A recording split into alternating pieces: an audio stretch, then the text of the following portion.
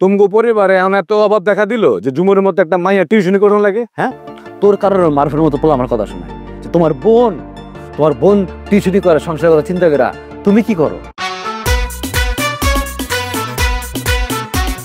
তুমি করোটা কি সারাদিন? খালি তো ব্যস্ত দেখি কোনো কাজ কাম তো কিছু করো না। আমি ঘুরি, আমি ফিরি।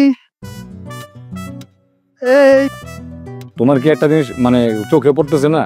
তুমি বেকার ঘুরতেছো, কোনো কাজ কাম করতেছো না। এর থেকে তো ঝুমুর বহুত ভালো কাজ করছে। ও পড়াশোনা করছে, শিক্ষিত মায়া, ও ঠিকই টিউশনি করতেছে। তুমি তো টিউশনিও কিছু করো না।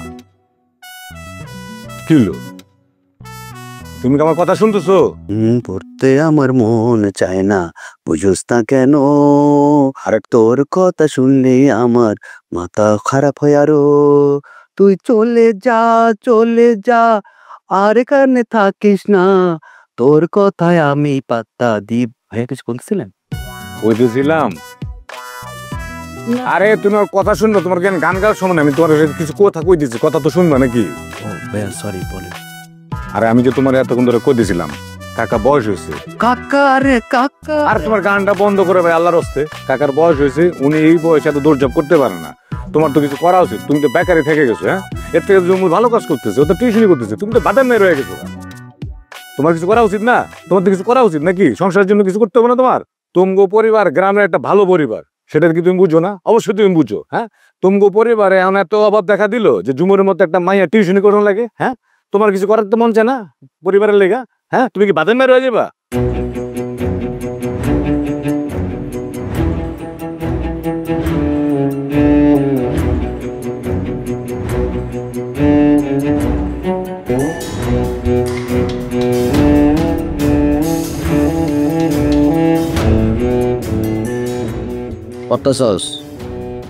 দেখতেছস না?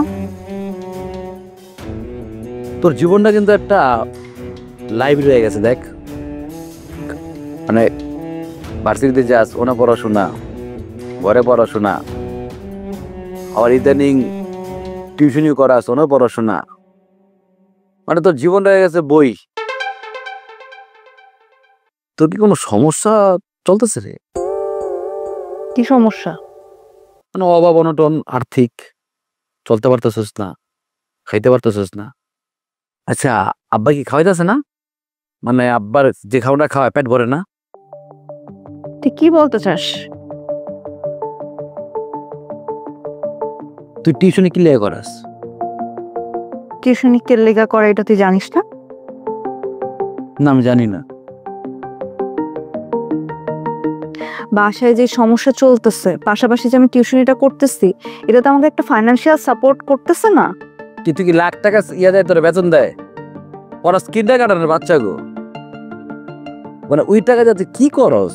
কোনোদিনও শুনছোস টিউশনি করলে কেউ লাখ টাকা বেতন দেয়? আর আমার তো এখনো গ্রাজুয়েশন শেষই হয়নি। গ্রাজুয়েশন যখন শেষ হবে তখন আমি একটা ভালো চাকরি পাবো। তখনই কর, তোর তেমন এগুলো করার দরকার নাই। তোর কারণে আমার কথা শুনতে হয়। তুই একটা মেয়ে মানুষে, তুই সংসারের হাল ধরার জন্য তুই সন্ধ্যার সময় টিউশনি পড়াতে যাস, আওয়াজ কোন রাইতে। তোর কারণে কেন কথা শুনবো আমি?